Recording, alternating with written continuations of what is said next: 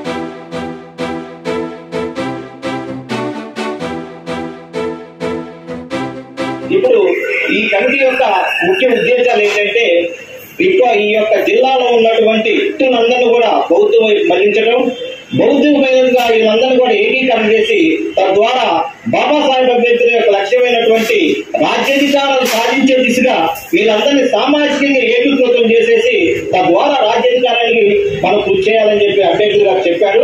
అంతేకాకుండా నా జాతి తేనులు అవసరమైతే వాళ్ళ యొక్క ప్రాణాలనైనా తెరించి ఈ యొక్క బౌద్ధ వ్యాప్తి కోసం కృషి చేస్తారని చెప్పి ఆయన ఇచ్చినటువంటి చివరి సందేశాన్ని మేము ఆదర్శంగా తీసుకొని ఈ కమిటీలన్నీ కూడా పనిచేస్తున్నాయి.